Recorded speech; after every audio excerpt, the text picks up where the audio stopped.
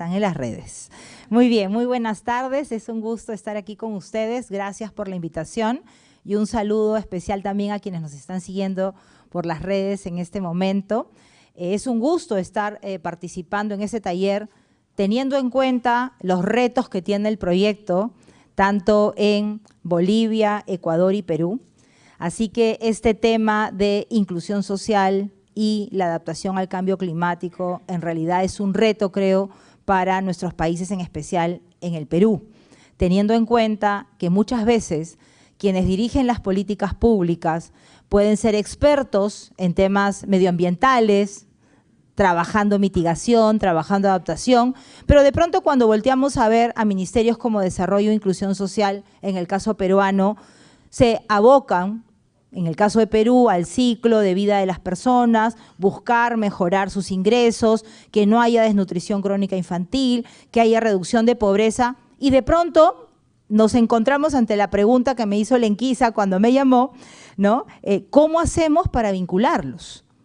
Y ahí viene el reto, efectivamente, porque no es algo que permanentemente se identifique. Por lo tanto, si me permiten, voy a compartir con ustedes lo primero, y es cómo afecta el cambio climático a los más vulnerables. De acuerdo a los datos que se encuentran publicados por el Banco Mundial, identificamos, por ejemplo, que los efectos del cambio climático, en primer lugar, ¿no?, están vinculados con el alza de la temperatura. Y evidentemente esa alza de la temperatura genera un impacto en las familias más vulnerables. Ese impacto que genera estará directamente vinculado con la disminución de la productividad laboral. Probablemente en las zonas ahí donde hay siembra o trabajo agrícola y el sol es inclemente, será menos tiempo el que puedan estar en el campo, será menos tiempo el que puedan dedicarle a la siembra y luego a la cosecha, y eso evidentemente tiene consecuencias en cuanto a la productividad, pero además también en cuanto a las elevadas temperaturas, también traerá como consecuencia que se afecten, ¿no?, la siembra de los determinados cultivos. En segundo lugar, vemos que se afecta los alimentos, la cantidad de alimentos que los pobres y vulnerables producen y consumen. Vemos aquí unos datos, ¿sí?, vinculados a que en el año 2019, 113 millones de personas, es decir, el 19,3% de la población, no pudieron costearse una dieta adecuada en América Latina. Estos datos son para América Latina. Y esto además está vinculado con 8 puntos porcentuales y se compara al año 2017 de incremento. Quiere decir que a lo largo del tiempo, en estos 2 años, la situación ha ido agravándose y empeorándose. Por lo tanto, vemos que sumado al alza de la temperatura y a el impacto en la disminución de la productividad, también tenemos que se ven afectados los alimentos que se producen, pero también que se consumen. ¿Y eso qué implica? Una afectación directa a la seguridad alimentaria. Sabemos que en nuestros países, ¿sí?, en el caso de Perú específicamente, el sustento de las familias más pobres y vulnerables se da vía la agricultura familiar. Por lo tanto, el impacto que va a generar el cambio climático va a ser directamente la alimentación de esas familias. Y cuando hablamos de la alimentación de esas familias, yo quisiera que en un momento pensemos quiénes conforman ese hogar. Tenemos papá y mamá, a veces solo mamá, dependiendo. Tenemos adultos mayores y tenemos niños. Y por lo tanto la afectación en la seguridad alimentaria, ¿sí?, en estos hogares va a ir de manera distinta dependiendo a cada persona que está en el hogar. Si los niños no tienen la alimentación adecuada, evidentemente vamos a tener un grave problema en su desarrollo. Si no consumen todos los alimentos necesarios para una dieta saludable, va a haber un impacto en los más pequeños en su desarrollo. tendrá un impacto también en los adolescentes, tendrá un impacto en hombres y mujeres, papá y mamá, y en los adultos mayores, que también pueden caer en desnutrición si es que no comen adecuadamente. Por lo tanto, hay un impacto distinto, pero bastante perjudicial en cada uno de los integrantes del hogar, teniendo en cuenta que no logran efectivamente tener la dieta mínima básica. Además, el hecho de que se den extremos climáticos, mucho calor, mucho frío, inundaciones, sequías, trae muchas veces consecuencias en el lugar donde viven las personas más vulnerables. Si hay una inundación, es altamente probable que pierdan lo poco que tienen, sus cultivos, sus tierras, sus animales, su casa. ¿Y quién cubre esa necesidad? Quienes tienen la especialización y el conocimiento en temas medioambientales, por ejemplo, y saben que esto tiene consecuencias, efectivamente comenzamos a mirar ¿y quién cubre? ¿Tienen seguro los pobres? ¿Tienen seguro cuando pierden su cosecha o todo lo que ellos han sembrado? ¿Tienen seguro esa casita donde viven? No, no la tienen.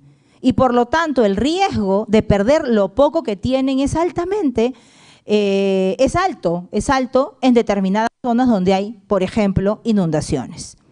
Pero también vemos otro tema que muchas veces no se toma en cuenta, y es que producto del cambio climático se elevan los gastos en salud.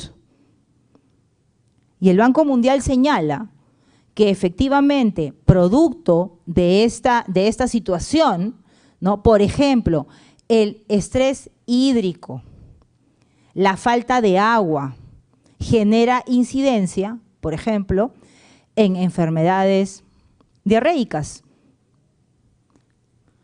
agudas, ¿no? Y ¿eso qué implica? Implica que va a tener una afectación directa a los más pequeños. Entonces, el hecho que hay estrés hídrico va a tener un impacto en la producción del hogar, pero también la escasez del agua y no contar con agua segura va a tener un impacto en la salud de las personas. Pongo como ejemplo a los niños, pero también en los diferentes integrantes del hogar. Por lo tanto, parte por la premisa que uno de los efectos importantes en las personas más pobres y vulnerables es incremento en gastos de salud. Gastos de salud que casi no tienen los pobres, porque no tienen ingresos, tienen muy pocos ingresos. Aquí en nuestro país, en las zonas altoandinas, donde la situación de pobreza y pobreza extrema, lamentablemente a la raíz de la pandemia se vio incrementada, intervienen los programas sociales como un colchón, digamos, para que no estén peor, pero evidentemente no lo saca de la pobreza. Por lo tanto, el no tener esa liquidez de dinero, ese efectivo, un empleo permanente, hace que tengan evidentemente mayores carencias, y el que el Estado no esté presente mirando en su integralidad la necesidad de acceso a servicios básicos, se da inclusive, genera mayor perjuicio en estos hogares.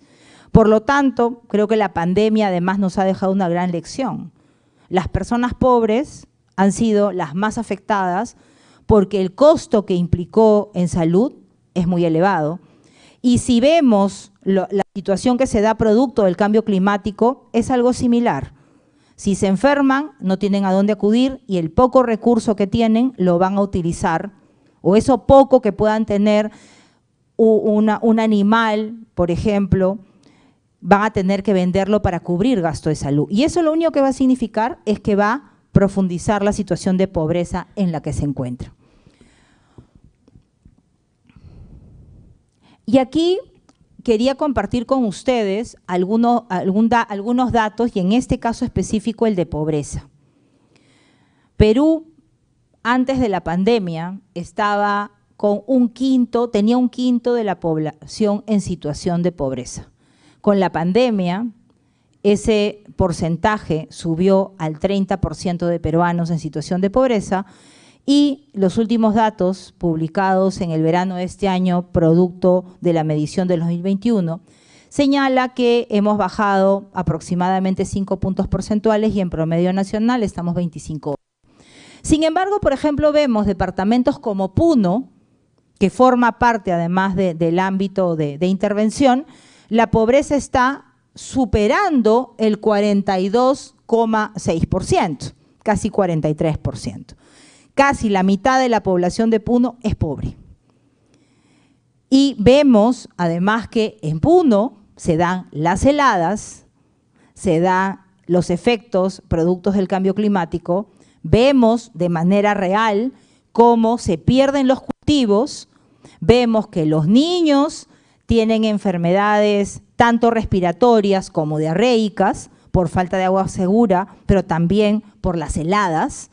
Entonces, ahí comenzamos a encontrar un punto de conexión que probablemente en el día a día no se haya mirado de esa manera.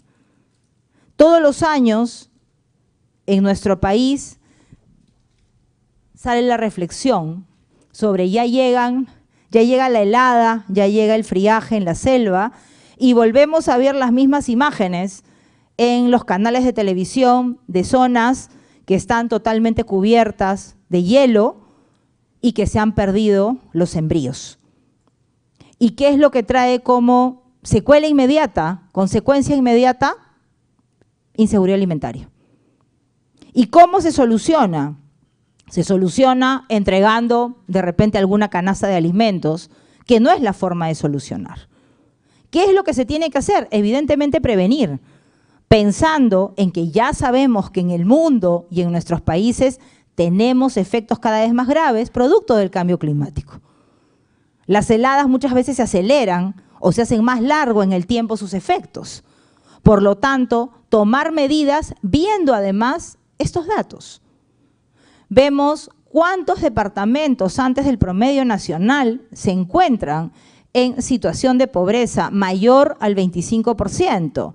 Son aproximadamente 14, donde vemos Puno, Pasco, Huancavelica, Cajamarca, Ayacucho, Huánuco, Apurímac, que son zonas altoandinas, que tienen un común denominador, pobreza, pero también ahí donde se generan las heladas en épocas ya de pasado ya el último trimestre del año. Además, quisiera compartir con ustedes entonces en esa línea algunas reflexiones sobre cómo hacer para trabajar el tema de los cuatro impactos que hemos visto producto del cambio climático en los más pobres y vulnerables. Me voy a referir específicamente a dos: a la inseguridad alimentaria y a la vinculada en gasto en salud. Entonces, ¿cómo podemos contribuir a la seguridad alimentaria de los más pobres y vulnerables?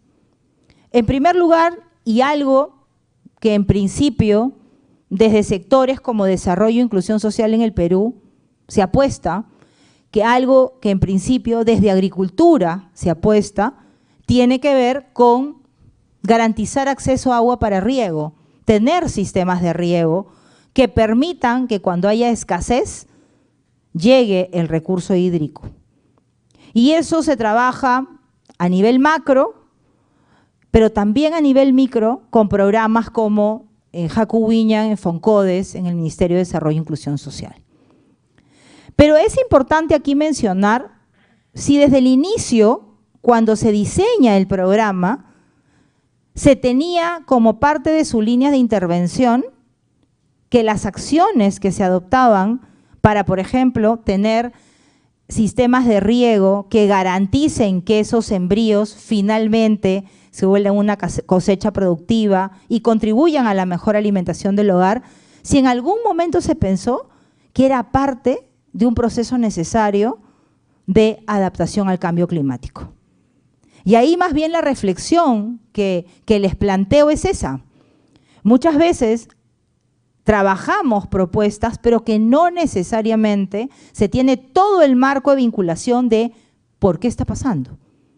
Lo tenemos que hacer porque es la realidad Hoy día necesitamos trabajar porque en la zona altoandina no necesariamente llueve de manera regular en los últimos años, pero ¿por qué? Es evidentemente producto del cambio climático. Y eso nos permite probablemente hacer diseño de intervenciones en función a la foto que tenemos hoy. Pero no nos permite, si no miramos que esto proviene del cambio climático, generar intervenciones progresivas en la medida que esta situación se va agravando en el mundo y en nuestros países. Eso permitiría, evidentemente, tener intervenciones flexibles que se van moviendo y se van adaptando con el paso del tiempo dependiendo de los efectos que se vayan generando producto del cambio climático.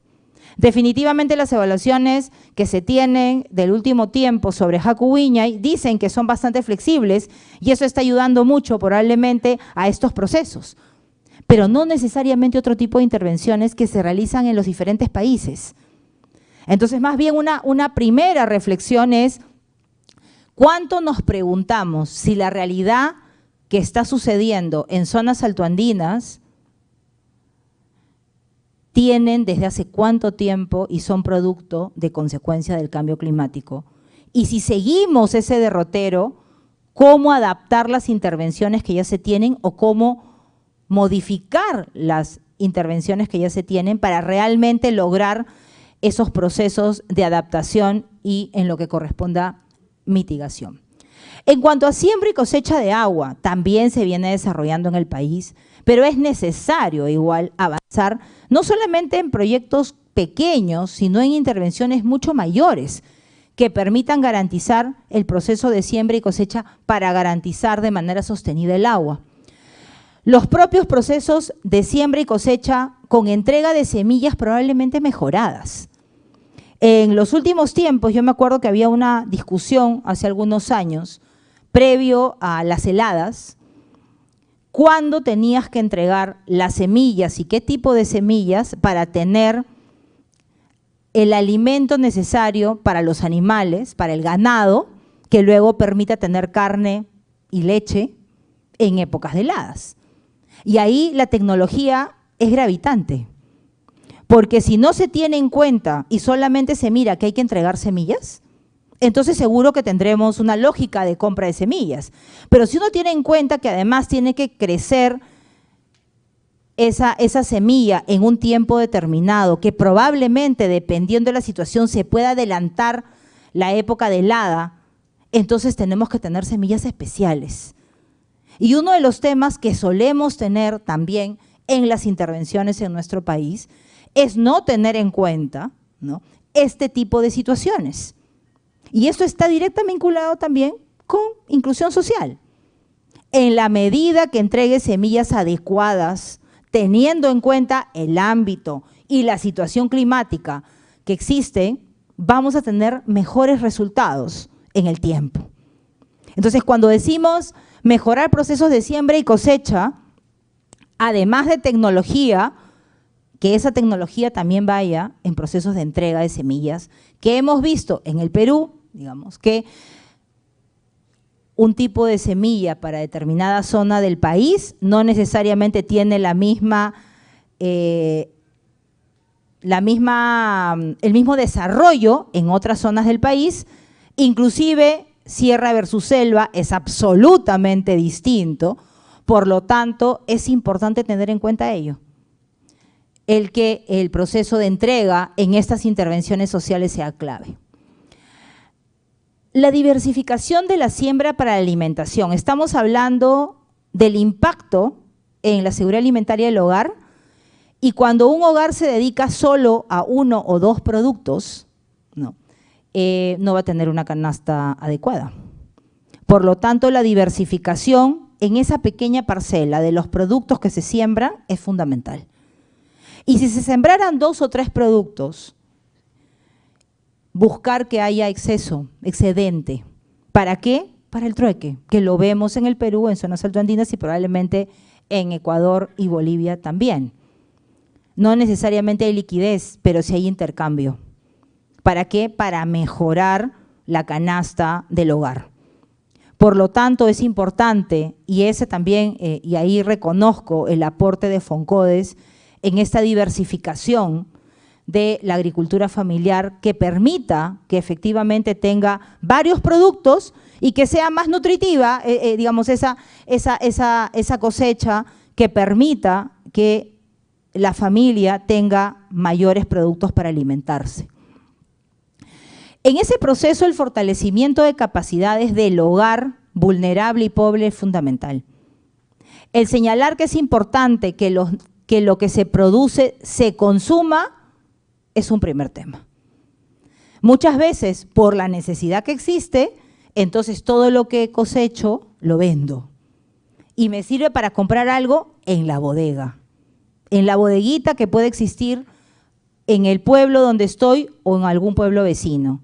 Pero se va a comprar por un producto procesado, no necesariamente por un producto natural. Y eso es parte de hablar con la familia de la importancia de que todos tengan que alimentarse. Y ahí yo hago siempre, ya por formación o deformación, un foco en la primera infancia. O sea, apostar que efectivamente los más pequeñitos tengan su alimentación balanceada. Por lo tanto, fortalecer capacidades en este proceso, directamente de no solamente diversificación, sino además de que eso que se produce se consuma en el hogar en primer lugar, porque producto de la agricultura familiar es donde se alimentan las familias más pobres y vulnerables. Que hablamos en ámbito rural, obviamente, en ámbito urbano la situación es absolutamente distinta. Y revisando también este proceso, leía que uno de los efectos de exclusión, también producto del cambio climático, es el porcentaje de mujeres que trabajan en la agricultura. Y no es lo mismo la cantidad de hombres que mujeres, son muchos menos las mujeres en América Latina y el Caribe que trabajan en agricultura. Y producto de efectivamente la baja productividad laboral, por ejemplo, que hemos mencionado, y otros factores, hay menos mujeres en el campo producto de esta situación. De esa manera vemos que la mujer, y sí hay una incidencia y hay estudios que lo señalan, la mujer cuando produce en el campo, evidentemente lo hace casi siempre pensando en cómo le va a dar de comer a sus hijos con esos alimentos. El hombre probablemente también lo piense, pero va a estar pensando en cómo lo intercambia para tener mejores condiciones económicas y no necesariamente para el consumo del hogar. Por lo tanto, involucrar a la mujer con mayor fuerza en el fortalecimiento de capacidades como prioridad, como parte de las intervenciones que acerquen y miren este proceso como inclusión, es real y es necesario. Mirar el rol que está jugando la mujer en los espacios de agricultura familiar y cómo seguir promoviendo para que participe activamente y tenga esta mirada de intervención activa para este proceso. Evidentemente hay dos temas adicionales que son necesarios, pero ya cuando avanzamos de garantizar la seguridad alimentaria a que el excedente se pueda vender y es necesario en la línea de pobreza y exclusión, garantizar que ese excedente pueda tener algún mínimo acceso al mercado local, ámbito territorial, así como a inclusión financiera. ¿Cómo vincular? Porque parte de estos procesos también están vinculados a, finalmente, tener ingresos. ¿Por qué? Porque los pobres, para salir de la pobreza, no solo necesitan tener acceso a servicios, sino también tener ingresos para incrementar su gasto. Siempre lo hacen principalmente en alimentos, en salud, en educación. Y por lo tanto, la inclusión financiera es central y tratar de vincular cómo se pueden abrir y generar los espacios de acceso al crédito, partiendo porque las familias tengan información y aquel excedente que pueden vender lo puedan incorporar en el sistema financiero, así sea poco, luego les permite tener pequeños créditos que puedan contribuir a mejorar sus procesos productivos para seguir garantizando seguridad alimentaria, pero ya para que tengan un ingreso más sostenible y permanente. Y obviamente hoy, si vinculamos el acceso al crédito para garantizar mejor productividad en la agricultura familiar, vinculada como parte de la adaptación al cambio climático, probablemente tengamos más oportunidades en el mundo de tener acceso a recursos para esta línea que solo pensando en que es necesario dar a créditos a los más pobres. Entonces, la vinculación de lo que a veces se hace pensando en inclusión social sin vincularlo a que es una consecuencia algunos de los temas que vivimos hoy del cambio climático, hace que no miremos más allá otras oportunidades que se presentan. Por lo tanto, mirar inclusión financiera, vincular acceso a créditos, en mejorar productividad en zonas donde hay impactos clarísimos del cambio climático es una oportunidad que no estamos viendo probablemente de manera generalizada y valdría la pena explorarlo. Asimismo, quiero compartir dos datos o tres datos adicionales y tiene que ver con cobertura de servicios básicos. Aquí hemos hecho un trabajo desde hace algunos años de identificar el combo de servicios básicos que tiene que tener cualquier ciudadano peruano, peruana que viva en cualquier parte del Perú.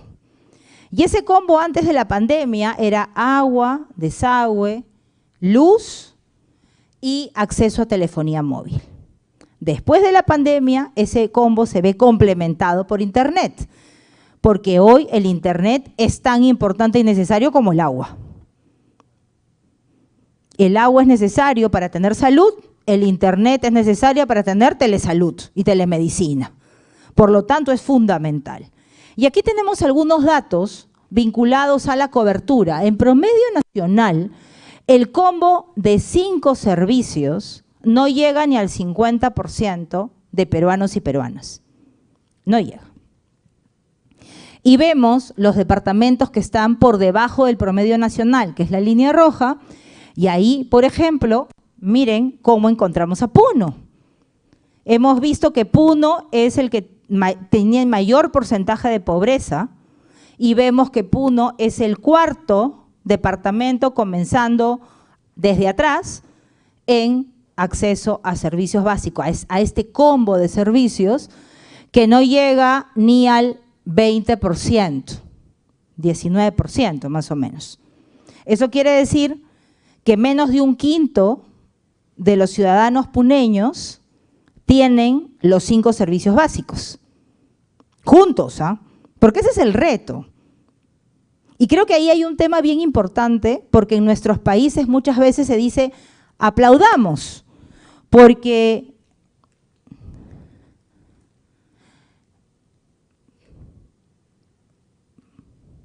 en acceso a agua ya hemos llegado en promedio nacional al 90%. Esa es una súper buena noticia. Pero los promedios nos engañan. Al igual que en el otro lado, en el de cobertura de los 5 servicios básicos, vemos que menos de la mitad de peruanos.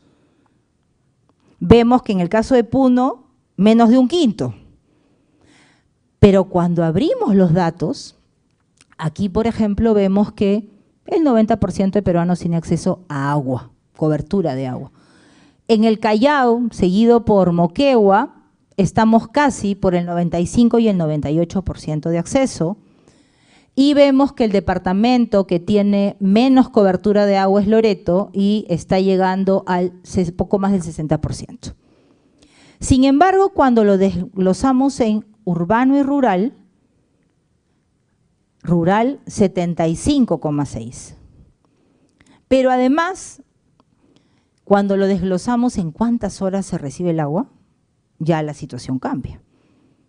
Porque ese promedio del 90% probablemente llegue 2 horas al día, 6 horas al día, 12 horas al día, pero 24 no es. Hay departamentos en que tienen acceso mayor al 60%, y solo el 3% tiene 24 horas. Entonces, nuevamente, cuando hablamos de, y ahí vamos a entrar con un enfoque de derechos, ¿no? Estamos hablando de familias, hogares vulnerables y pobres, que además de los efectos que acabamos de señalar, no tienen servicios básicos. La situación empeora. Entonces, cuando decimos el agua y el acceso al agua, evidentemente tiene una consecuencia, más allá de que todos los peruanos no tengan acceso a agua segura las 24 horas del día, pero además con calidad y oportunidad, vemos que también conforme vaya avanzando los efectos del cambio climático, se van cerrando los puntos de agua en el país.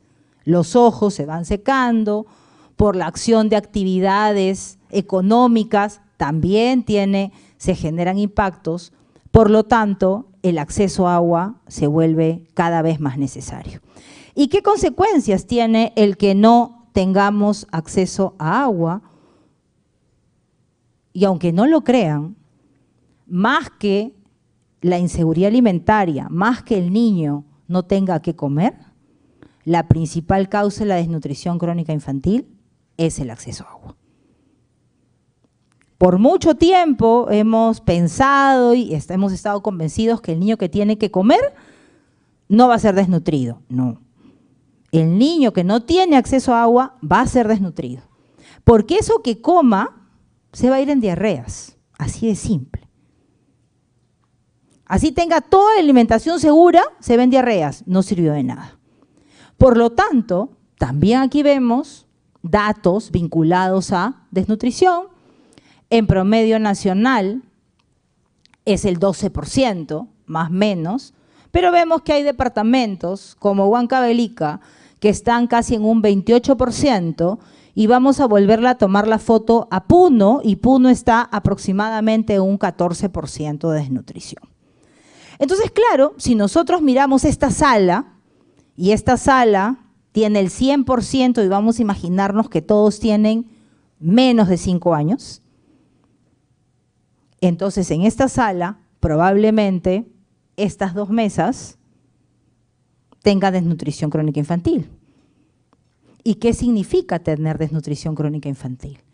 Significa que en los primeros años de vida no lograron sus conexiones neuronales que les van a permitir que cuando lleguen a inicial y primer grado comprendan lo que les explica el maestro. Que es altamente probable que no acaben la primaria y mucho menos lleguen a la secundaria. Y si no terminan la secundaria, es poco probable que finalmente sigan una carrera técnica o profesional. Entonces comenzamos con el círculo de la pobreza. Un niño con desnutrición crónica infantil definitivamente va a ser pobre, no solo él cuando sea adulto o ella, sino su hogar. Porque no va a tener las condiciones propias para desarrollarse, para comprender lo que lee. Y es altamente probable o que sea un usuario de un programa social y que ministerios como el de Desarrollo e Inclusión Social o el MIES de Ecuador está luchando porque ya no haya pobreza, porque no haya exclusión y porque los programas sociales desaparezcan, porque ese es el objetivo. La idea no es tener programas sociales permanentes, porque quiere decir que estamos reconociendo que siempre va a haber pobres. Los países tenemos que pensar en que tenemos que luchar para que no hayan pobres. Pero si no se ataca la desnutrición crónica infantil, vamos a tener pobres. El círculo de la pobreza se sigue dando vueltas. Entonces, es sumamente importante mirar en esa línea, cómo se apuesta para, en primer lugar, incrementar el agua para consumo humano, incrementar la cobertura de agua para consumo humano. Ay, perdóname, creo que está sonando. Ábrelo y creo que lo he dejado con el volumen alto. Está en mi cartera, discúlpame, es la cartera. Gracias, no me he dado cuenta, 1000 disculpas. Entonces, 1, garantizar el agua para consumo humano y cambiar estas fotos que vemos en datos estadísticos. Y ahí es fundamental vincularlo nuevamente con efectos del cambio climático. Entonces, cuando hablamos en nuestros sectores, en los diferentes ministerios, sobre el cambio climático, entonces no podemos desvincular a la desnutrición crónica infantil cuando sabemos que el cambio climático afecta también, más allá que haya desidia desde las entidades del Estado por cerrar esa brecha, efectivamente que se pueda avanzar con la cobertura de agua. También el fortalecer capacidades para el uso y el cuidado del agua en el hogar, y eso es transversal, ¿verdad? Así como una prioridad en ámbito rural. Hemos mencionado la primera infancia, hemos mencionado alimentación balanceada y la inclusión de las mujeres en el proceso. Nuevamente, la mujer en el campo, en zona altoandina, juega un rol central en estos procesos. Es quien se queda con los niños, quien hace el trabajo en el campo, es la que está pendiente, aunque no debería ser así, y tampoco quiero que con este mensaje vayamos a seguir señalando que solo la mujer es la que se encarga, de ninguna manera, pero lo real es que en un porcentaje importante es la mujer la que ve a los niños, por lo tanto, tenemos que tener en cuenta que se tiene que trabajar estos procesos de fortalecimiento de capacidades que permitan que esa agua segura que llegue al hogar efectivamente sea utilizada para todo lo que implica el proceso de alimentación. Pero además, si no hay agua segura, los procesos de tratamiento del agua. Entonces vemos aquí varios puntos de confluencia entre las consecuencias y profundizar en las consecuencias del cambio climático y vincularlas con los hogares en situación de pobreza y vulnerabilidad, si bien es cierto, nos hacen poner el foco en esta situación, también nos generan oportunidades, como las que hemos mencionado. Muchas gracias y aquí me quedo con la presentación. Muchas gracias.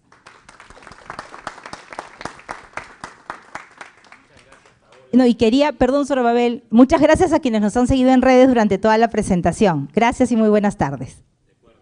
No, gracias a ti, Paola, yo creo que te tienes que quedar con el micro, fíjate, ¿qué te parece? Sí, pero voy a bajar el volumen al celular. El territorio andino que comparten Bolivia, Ecuador y Perú es una de las regiones con mayor exposición y sensibilidad a los cambios ambientales globales.